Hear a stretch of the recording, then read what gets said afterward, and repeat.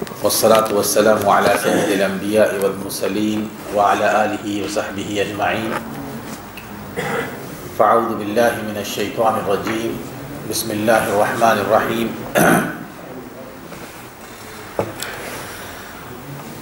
قل أئنكم لتكفرون بالذي خلق الأرض في يومين وتجعلون له أندادا ذلك رب العالمين وجعل فيها رواسي من فوقها وبارك فيها وقدر فيها أقواتها في 4 أيام سواء للسائلين ثم استوى إلى السماء وهي دخان فقال لها وللأرض ائتيا طوعا أو كرها قالتا أتينا طائعين فقضاهن 7 سماوات في يومين وأوحى في كل سماء أمرها وزينا السماء الدنيا بمصابيح وحفظا ذلك تقدير العزيز العليم. یہ سورہ فصلت ہی کی تقریباً 3 آیات میں نے آپ کے سامنے تلاوت کی ہیں. ان 3 آیات کے حوالے سے دوبارہ ذہن میں رکھ لیں کہ یہ وہ تقریر ہے جو رسول اکرم صلی اللہ علیہ وسلم نے عتبہ بن ربیعہ کے مشورے کے بعد اس کے سامنے بیٹھ کر آپ نے فرمائی تھی کہ جس وقت عتبہ نے رسول اکرم صلی اللہ علیہ وسلم کے سامنے مختلف قسم کی آفرز کی تھیں کہ آپ اگر جس کام کو شروع کیا ہے اس کے ذریعے مال کمانا چاہتے ہیں یا حکمرانی چاہتے ہیں یا آپ کو کسی وجہ سے کوئی اور مخلوق پریشان کر رہی ہے، جن کا سایہ ہو چکا ہے یا کوئی شیطان ہے، تو ہم آپ کا اس کا علاج بھی کروا دیتے ہیں، یا مال چاہتے ہیں تو مال بھی دے دیتے ہیں. تو اس وقت رسول اکرم صلی اللہ علیہ وسلم نے سب سے پہلے پچھلے درس میں جیسے کہ گفتگو ہوئی تھی قرآن مجید کا تعارف پیش کیا تھا کہ قرآن مجید جو میں تمہارے سامنے پیش کر رہا ہوں وہ کن صفات کی حامل کتاب ہے، اور پھر اس کے بعد وہ قرآن کس کی طرف سے نازل کیا گیا ہے. اب ان آیات میں جو آپ کے سامنے میں نے پڑھی ہیں، اللہ رب العزت کی وہ صفت تخلیق جو کسی اور کو نہ حاصل ہو سکتی ہے نہ حاصل ہے، اس کا ایک ہلکا سا تذکرہ یہاں پر کیا گیا ہے. ان 3 آیات میں رسول اکرم صلی اللہ علیہ وسلم کی زبان میں اللہ تبارک و تعالیٰ فرما رہے ہیں کہ وہ رب جس نے آسمانوں اور زمین کو پیدا کیا، آسمانوں اور زمین کو صرف پیدا نہیں کیا بلکہ ان کو زمین کو خاص طور پر رویدگی کے قابل بنایا کہ جس میں آپ ایک دانہ ڈالتے ہیں تو آپ کو 1000 دانے مل جاتے ہیں. اور یہ وہ چیز ہے کہ کسی اور کو یہ طاقت نہیں ہے کہ ایک دانہ ڈال کے وہ 1000 دانے لے لے، 1,00,000 دانے لے لے. اور پھر زمین کو اس شکل میں بنایا کہ وہ دانہ اس کے اندر پنپ سکے. وہ دانہ اگر آپ کوئی شخص کسی سونے کے کان میں ڈال دے، چاندی کے کان میں ڈال دے تو وہ دانہ دانہ ہی رہے گا، بالکل ضائع ہو جائے گا. لیکن زمین جو مٹی سے بنی ہوئی ہے، اللہ رب العزت نے اس کو اس قابل بنا دیا کہ ایک دانہ 1000 دانوں پر ہو جاتا ہے. اور پھر اس زمین کو جو پہلے ساری کائنات خاص طور پر زمین یہ ایک ایسا سیارہ تھی کہ جو کسی بھی وقت پھٹ سکتا تھا یا اس میں توازن قائم نہیں تھا، تو اللہ رب العزت نے اس کے ثبات کے لیے، اس کو متوازن کرنے کے لیے، اس کو قائم رکھنے کے لیے اس میں پہاڑ لگا دیے. میں آیات کا مفہوم پیش کر رہا ہوں. اور پھر ساری کائنات جو دھواں تھی، کثیف مادہ دھواں تھی، تو اس کو اللہ رب العزت نے ستاروں کی شکل دے دی، سورج کی شکل دے دی، سیاروں کی شکل دے دی، آسمانوں کی شکل دے دی. یہ ساری کی ساری چیزیں اللہ رب العزت نے فرمائیں، اور ان چیزوں کو اللہ رب العزت نے زمین کو اور آسمان کو 2 دن میں بنا دیا. ساری کائنات کو 2 دن میں بنایا. اور پھر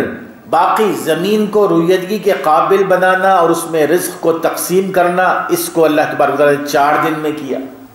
اب ان میں جو ایک نقطہ وہ قابل غور ہے وہ یہ کہ یقیناً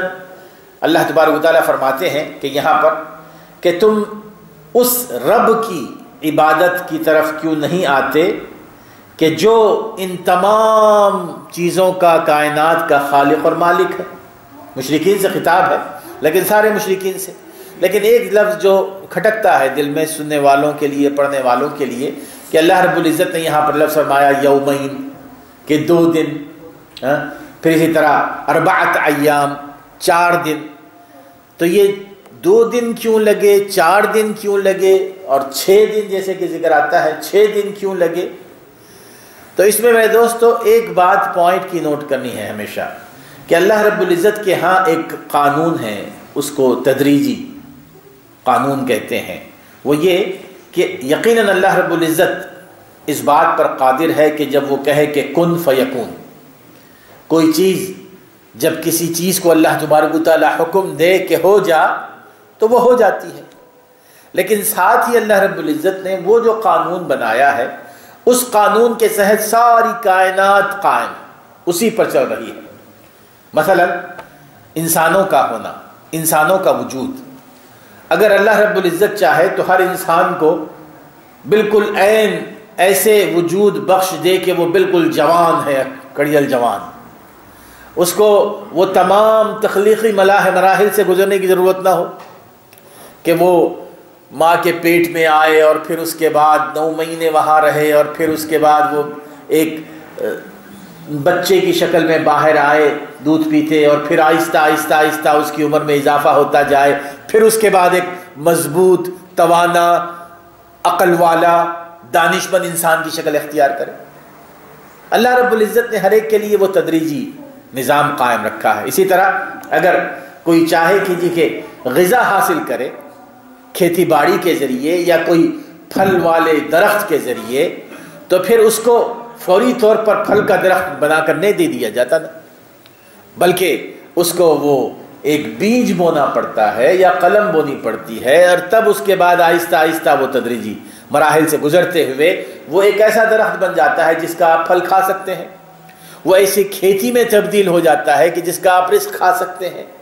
بالکل یہی وہ تدریجی مراحل ہیں۔ اللہ رب العزت اگر چاہتے تو فوری طور پر ہو جاتا، لیکن اللہ تبارک و تعالیٰ نے زمین کو رویدگی کے قابل بنانے میں، آسمانوں اور زمین کی تکمیل میں یہی نظام وہاں پر رکھا ہے۔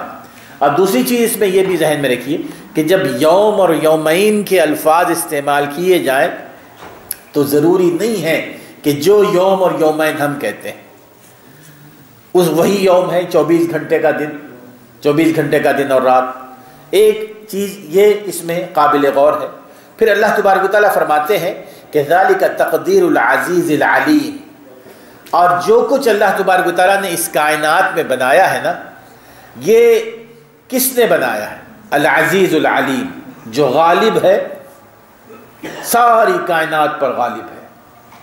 اور جو جانتا ہے ساری کائنات کے اسرار اور رموز سے واقف ہے، اس نے یہ بنایا۔ اور پھر اس کے بعد اللہ تبارک فرماتے ہیں، رسول اکرم صلی اللہ علیہ وسلم نے جب یہ آیت تلاوت فرمائی ایک روایت کے مطابق کہ فَإِنْ أَعْرَضُوا فَقُلْ أَنذَرْتُكُمْ صَاعِقَةً مِثْلَ صَاعِقَةِ عَادٍ وَثَمُودَ، کہ اگر تم نے پھر بھی اللہ تعالیٰ کی عبادت سے روگردانی کی تو پھر یاد رکھو میں تمہیں ڈراؤں گا اس کڑکے کے عذاب سے، وہ عذاب جس نے عاد اور سمود کو تباہ اور برباد کر دیا تھا۔ اب اس موقع پر جب رسول اکرم صلی اللہ علیہ وسلم نے یہ آیت تلاوت کی تو عتبہ بن ربیعہ نے آپ کے منہ پر ہاتھ رکھ دیا اور کہہ دیا کہ محمد بس کرو بس کرو بس کرو، محمد صلی اللہ علیہ وسلم۔ اور پھر اس نے آ کر اپنے ساتھیوں سے یہ کہا کہ میں نے یہ اس لیے کیا کیونکہ مجھے یہ یقین ہے، ہمیں سب کو پتہ ہے کہ رسول اکرم صلی اللہ علیہ وسلم جب کچھ کہہ دیں تو وہ ہو کر رہتا ہے۔ یعنی ان کو یہ یقین بھی تھا کہ رسول اکرم صلی اللہ علیہ وسلم کی زبان مبارک سے نکلی ہوئی بات وہ ضائع نہیں جاتی، لیکن ان کی اپنی کچھ وہ جو رکاوٹیں تھیں ہدایت کو تسلیم کرنے میں، بہت ساری رکاوٹیں تھیں. ان تمام چیزوں کو جاننے کے باوجود یعنی ابو لہب کے بارے میں واقع آتا ہے سیرت کی مختلف کتابوں میں، آپ نے کئی دفعہ سنا ہوگا کہ ابو لہب کے جو 2 بیٹے تھے، پچھلی درس میں نے کہا تھا رسول اکرم صلی اللہ علیہ وسلم کی 2 صاحبزادیاں رقیہ اور ام کلثوم بیاہی گئی تھیں، اور عتبہ اور عتیبہ سے، اور پھر اس کے بعد جو بڑا لڑکا تھا وہ انتہائی گستاخ قسم کا تھا. ایک تو ان دونوں نے حضور صلی اللہ علیہ وسلم کی صاحبزادیوں کو طلاق دے دی تھی آپ کی نبوت کے اعلان کے بعد، اور دوسرے یہ کہ آپ کے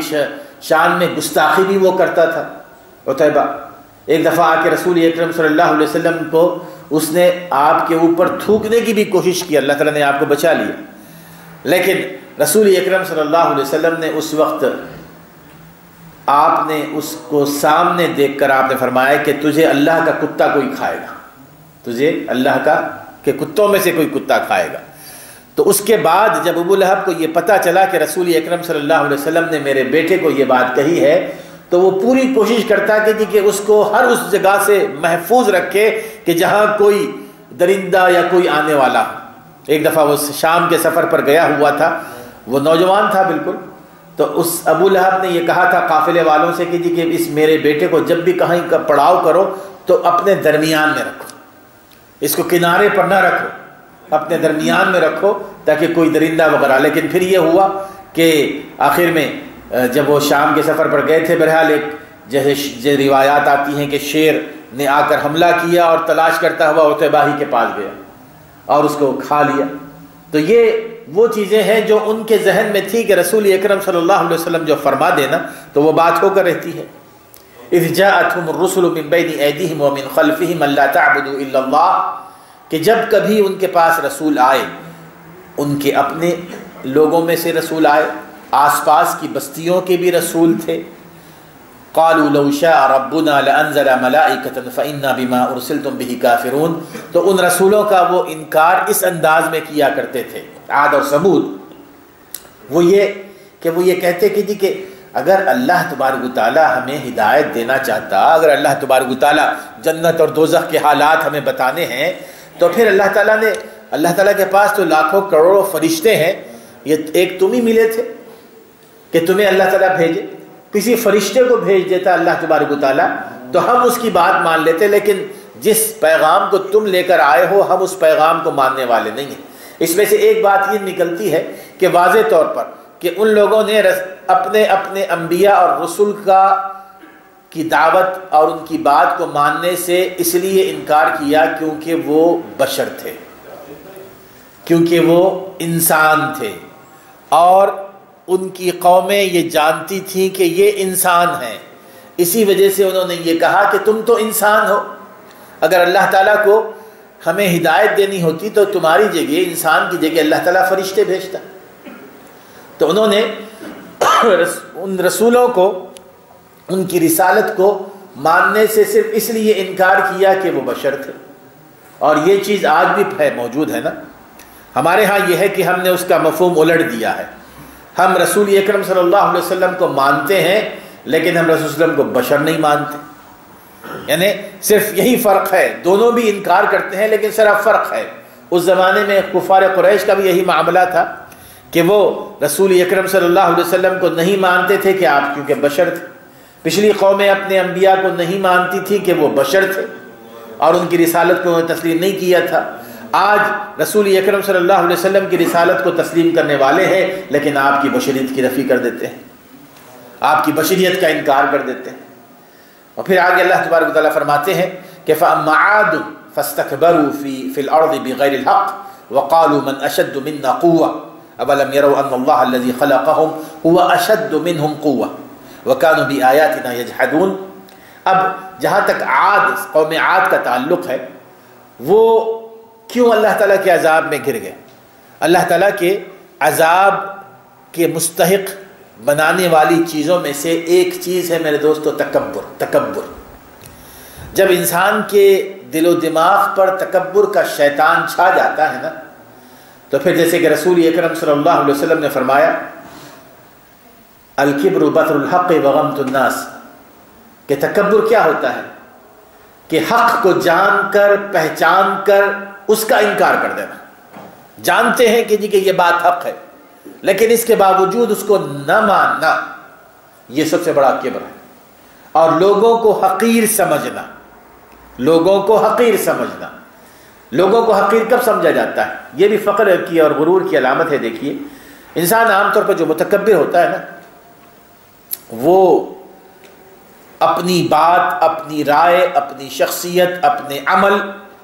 کے حوالے سے انتہائی متعصب ہوتا ہے۔ متعصب، تعصب سمجھتے ہیں نا، پریجوڈس، تعصب، کہ وہ اپنی بات کے علاوہ کسی اور کی بات کو وزن دینا چاہتا ہی نہیں، اپنی بات کے علاوہ کسی اور کی بات کو درست سمجھنا اس کے لیے اس کی شان کے خلاف ہوتا ہے، اور اپنی شخصیت کا وہ پرستار ہوتا ہے، اپنے عمل کا وہ پرستار ہوتا ہے۔ ہر چیز وہ دیکھتا ہے اپنی رائے، اپنی گفتگو، اپنی بات کی روشنی میں، اپنے عمل کی روشنی میں، اور اگر وہ اس کے مطابق ہے تو وہ اس کو قبول کر لے گا، اور اگر نہیں ہے تو وہ اس کو قبول نہیں کرے گا۔ اور یہی چیز اللہ تعالیٰ کے عذاب کا مستحق بناتی ہے انسان کو، چاہے وہ قومیں ہوں، چاہے وہ افراد۔ اب اللہ تعالیٰ فرماتے ہیں کہ عاد کو اللہ تبارک و تعالیٰ نے عذاب سے ہمکنار کیا، وہ اس لیے کہ وہ ناحق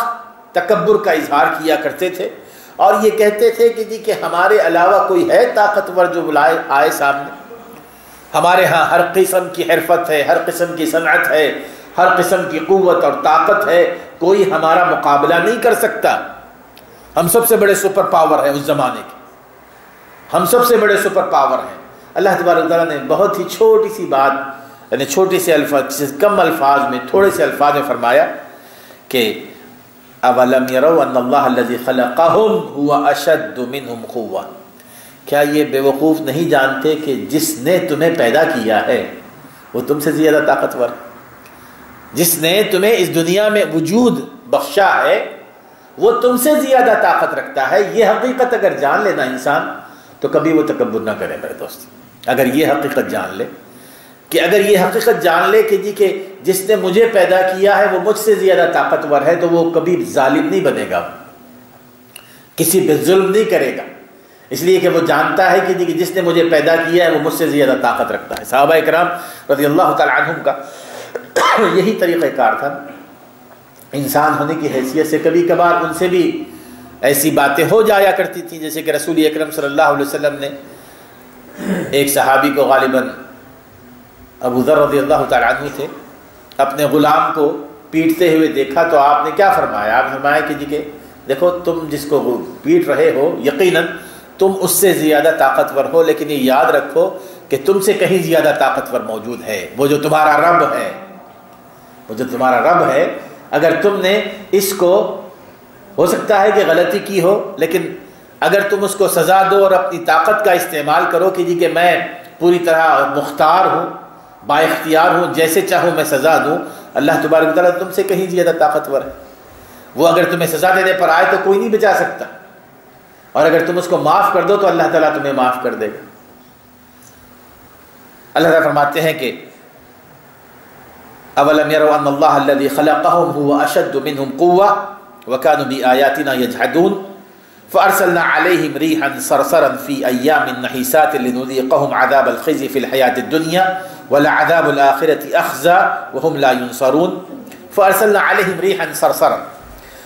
تو پھر ہم نے ان پر ایک ایسی ہوا بھیجی، سرسر، سرسر کہتے ہیں، اس کے معنی ٹھنڈی کے بھی آتے ہیں، ٹھنڈی ہوا، اور اس کے معنی آتے ہیں تیز چلنے والی ہوا، طوفانی ہوا، ٹھنڈی ہوا، فی ایام نحسات، ان دنوں میں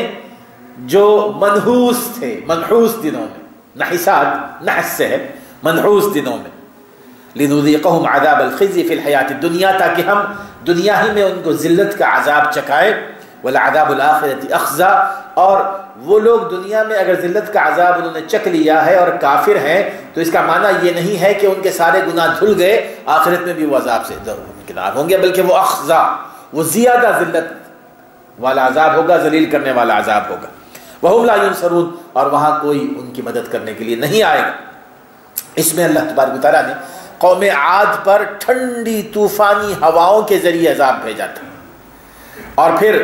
وہ ایسے ہو گئے جیسے کہ نہیں تھے کبھی، فی ایام نحیسات، منحوس دنوں میں۔ اب یہ جو لفظ منحوس ہے، ایک ذہن میں بات یہ آتی ہے کہ جی کہ دن بھی منحوس ہوتے ہوں گے، تو ہمارے ہاں جو عام طور پر تصور آتا ہے نا، ہمارے ہاں جو عام طور پر ہم یہ کہتے ہیں کہ جی کہ آج کا دن بڑا منحوس گزرا، عام طور پہ لوگ زبان استعمال کرتے ہیں، آج کا دن تو بڑا منحوس گزرا، آج صبح سے جو ہے نہ گاڑی سٹارٹ ہو رہی ہے، نہ وہ کام ہو رہا ہے، نہ فلاں کام ہو رہا ہے۔ کچھ لوگ کہتے ہیں کہ جب سے میں نے یہ گاڑی لی ہے بڑی منحوس ہے جی گاڑی۔ کبھی کچھ گھر کے بارے میں کہہ دیتے ہیں، کبھی کسی کے بارے میں کہہ دیتے ہیں۔ میں دوستو، یہ انتہائی غیر اسلامی تصور ہے۔ جہاں تک منحوس کا تعلق ہے، اس کا معنی یہ ہے کہ برے دن، اور جو برے دن ہوتے ہیں وہ انسان کے اپنے عمل کی وجہ سے ہوتے ہیں، وہ بغیر کسی ظاہری سبب کے نہیں ہوتے۔ اب یہ کہہ دینا کہ جی کہ فلاں دن منحوس ہے، اگر یہ دن جو عاد پر عذاب لے آئے تھے، اگر یہ دن منحوس ہوتے تو عاد کے علاوہ دوسرے لوگوں کے لیے بھی منحوس ہوتے نا، جن کو اللہ تعالیٰ نے عذاب سے بچا لیا، لیکن صرف یہ قوم عاد کے لیے منحوس تھے، قوم عاد کے لیے، اور ان کی بدعمالیوں کی وجہ سے۔ لیکن جہاں تک ہمارا یہ تصور ہے کہ جی کہ فلاں چیز منحوس ہے، فلاں چیز غیر منحوس ہے، یہ انتہائی غیر اسلامی ہے۔ لا عدو ولا طیرہ۔ حضور فرماتے ہیں کہ جی کہ اس معاملے میں تم کو اس بات کا خیال رکھنا چاہیے کہ بدفالی نہ لو۔ بدفالی سمجھتے ہیں نا آپ؟ کسی چیز کو دیکھ کر اس کے بارے میں برا تصور کرنا، کسی چیز کے بارے میں یہ تصور کر لینا کہ جی کہ آج کا دن میرا بڑا خراب گزرے گا۔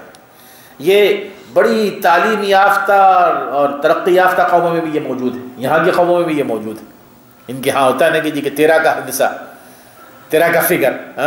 یہ میں نے سنا ہے کہ جی کہ بعض فلائٹس میں وہ نمبر 13 کی سیٹ ہی نہیں رکھتے ہیں، 30 نمبر کی سیٹ، اس لیے کہ وہ بڑی منحوس ہوتی ہے۔ اسی طرح اگر گڈ فرائیڈے آ جائے اور 13 تاریخ کو آ جائے تو وہ بھی بڑا منحوس ہوتا ہے ان کے یہاں۔ تو اب یہ چیزیں لوگوں کے اپنے فاسد عقیدے کی نشاندہی کرتی ہیں، چاہے وہ کتنے ہی ترقی یافتہ کیوں نہ ہو جائے۔ اب جہاں تک تعلق ہے اس میں تھوڑا سا وہ یہ ہوتا ہے کہ رسول اکرم صلی اللہ علیہ وسلم کی صحیح بخاری اور صحیح مسلم میں یہ حدیث آتی ہے، عام طور پہ ذہن میں وہ بات آتی ہے کہ جی حضور نے فرمایا کہ الشؤم فی الدار والمرأة والفرس، کہ نحوست گھر میں ہوتی ہے یا عورت میں ہوتی ہے یا گھوڑے میں ہوتی ہے۔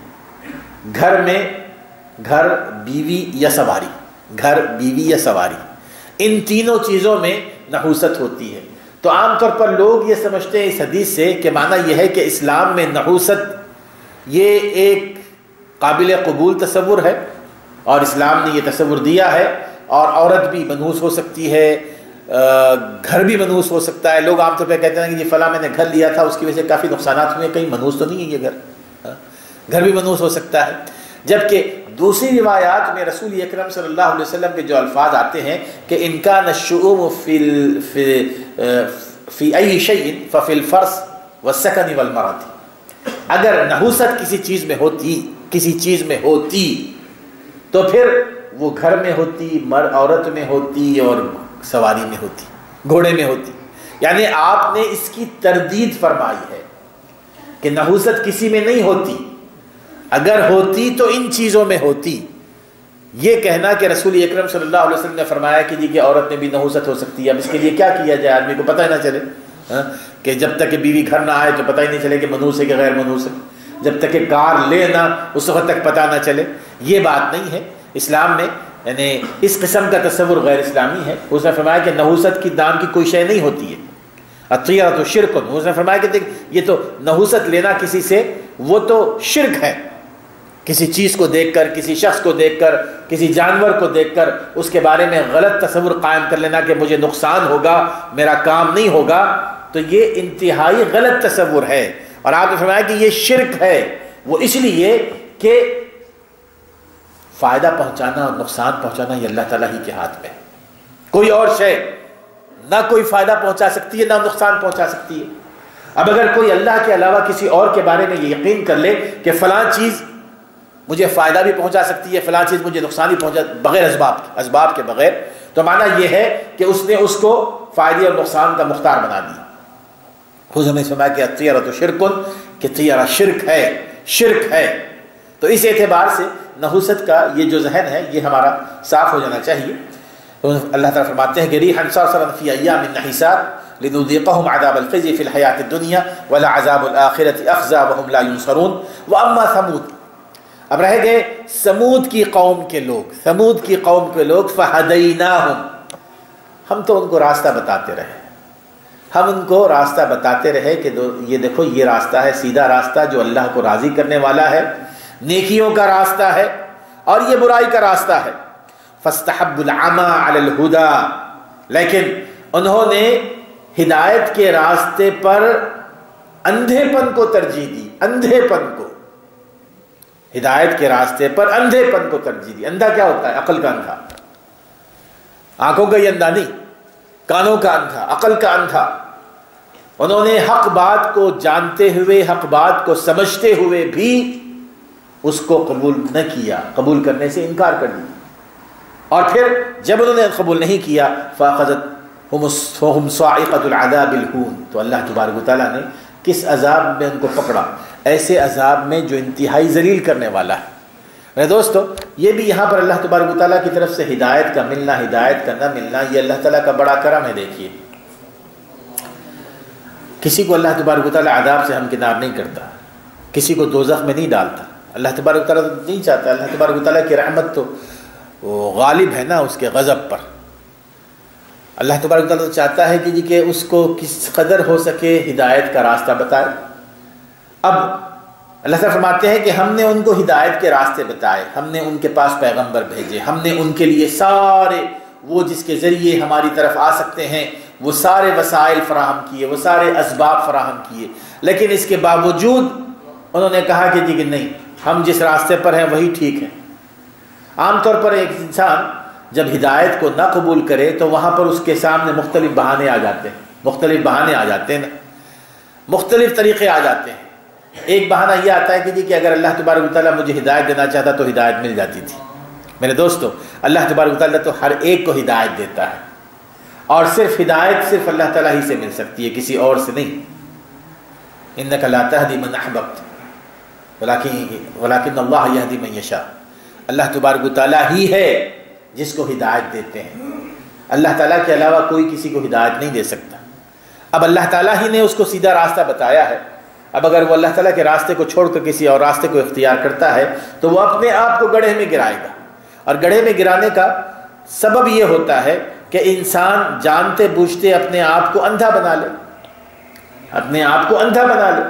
اور جب اندھا کب بناتا ہے؟ سب سے پہلی چیز جو آتی ہے وہ یہ کہ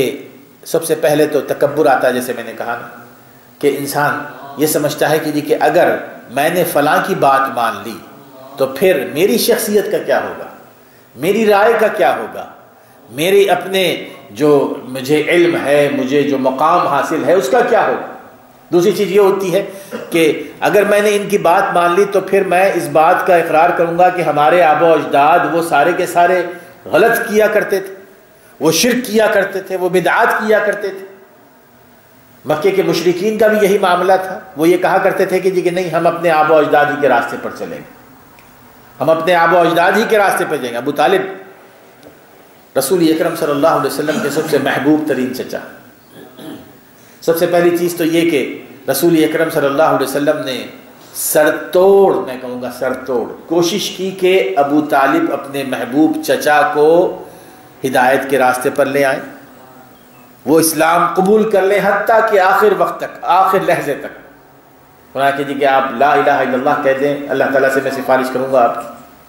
لیکن وہ جب آخری الفاظ ان کی زبان سے آئے کہ علی ملت عبد المطلب، کہ میں مر رہا ہوں عبد المطلب کے دین پر، عبد المطلب کے طریقے پر، ان کے راستے میں کون سی رکاوٹیں تھیں؟ سب سے پہلی چیز تو یہ ہے کہ میرے دوستو، اللہ تعالیٰ جس کو راستہ ہدایت کا دینا چاہے وہی دے سکتا ہے نا۔ عبد المطلب کو رسول اکرم صلی اللہ علیہ وسلم نے بڑی کوششیں کی، ہدایت کا راستہ نہیں ملا۔ دوسری چیز جو ان کے لیے راستے میں رکاوٹ بنی کہ اللہ تبارک و تعالیٰ تو ہدایت کا راستہ سب کو بتاتا ہے، جیسے کہ ان کے بعض اشعار میں یہ بات آتی ہے کہ محمد کا جو راستہ ہے، جو طریقہ ہے، وہ واضح ہے اور کھلا ہے، اگر میں ان کی بات کو قبول کر لیتا، اگر وہ ہمارے آبا و اجداد کو برا بھلا نہ کہتے۔ عبد المطلب کے بعد اشعار آتے ہیں کہ میں محمد صلی اللہ علیہ وسلم کی بات کو قبول کر لیتا اگر وہ ہمارے آبا و اجداد کو برا بھلا نہ کہتے۔ یہ چیز عام طور پہ رکاوٹ بنتی ہے کہ اگر میں نے یہ راستہ اختیار کر لیا تو میں اپنے عمل سے یہ ثابت کروں گا کہ میرے آبا و اجداد غلط راستے پر تھے، میرے آبا و اجداد کفر کیا کرتے تھے، میرے آبا و اجداد شرک کیا کرتے تھے۔ اب اگر کوئی شخص صحیح طور پر اللہ تعالیٰ سے ہدایت کا طالب ہے تو اللہ تبارک و تعالیٰ نے، میرے دوستو، اگر ایک شخص نمازی ہے، نمازی ہونے کے باوجود یہ ضروری نہیں ہوتا ہے کہ وہ ہدایت کے راستے پر ہو سکتا ہے کہ وہ غلط راستے پر ہو۔ اسی لیے اللہ تبارک و تعالیٰ نے سورہ فاتحہ کے حوالے سے ہمیں ہدایت طلب کرنے کا حکم فرمایا۔ اگر ایک شخص صرف فرض نمازیں پڑھ لے تو دن میں 17 دفعے وہ پڑھتا ہے نا، اور 17 دفعے اہدنا الصراط المستقیم پڑھتا ہے کہ اللہ مجھے وہ راستہ دکھا دے جو صحیح راستہ ہے، جو تیرے نیک بندوں کی طرف لے جانے والا ہے، ان لوگوں میں شامل فرما جن پر تیرا انعام ہوا ہے۔ تو یہ وہ چیز ہے میرے دوستو جس کی ہمیں ہمیشہ ضرورت ہے، اور اگر ہم نے اس سے کنارہ کشی کی تو اس کا مطلب یہ ہے کہ ہمارے اندر تکبر ہے، ہمارے اندر اپنے آبا و اجداد کے حوالے سے یہ تعصب پایا جاتا ہے۔ اور اگر ہم یہ چاہتے ہیں کہ اللہ تبارک و تعالیٰ ہمیں صحیح طور پر ہدایت عطا فرمائے تو اللہ تعالیٰ نے جیسے کہ فرمایا کہ والذین جاہدوا فینا لنہدینہم سبلنا، ہمیں اپنے طور پر بھی کچھ کوشش کر کے دکھانا ہوتا ہے۔ ایک شخص گھر میں بیٹھا ہوا ہے، اپنا سارا وقت کاروبار میں لگائے ہوئے، اپنا سارا وقت فیکٹری میں لگائے ہوئے ہے، جب آپ اس کو کہیں کہ کہ اللہ کے دین کی طرف آؤ تو وہ یہ کہے کہ کہ اللہ تعالیٰ مجھے ہدایت دینا چاہے تو دے لے گا، گھر میں بھی دے لے گا، کاروبار کی جگہ بھی دے لے گا۔ میرے دوستو ہدایت ایسے نہیں ملتی۔ ہدایت کے لیے اللہ تبارک و تعالیٰ نے انسان کو با اختیار بنایا ہے نا، وہ خود اگر مسجد چل کر آئے تو پھر اللہ تبارک و تعالیٰ اس کے لیے ہدایت کے راستے آسان فرما دیتے ہیں۔ والذین جاہدوا فینا لنہدینہم سبلنا، جو لوگ ہمارے راستوں پر چلنے کی بھرپور کوشش کرتے ہیں، ہماری طرف آنے کی پوری کوشش کرتے ہیں۔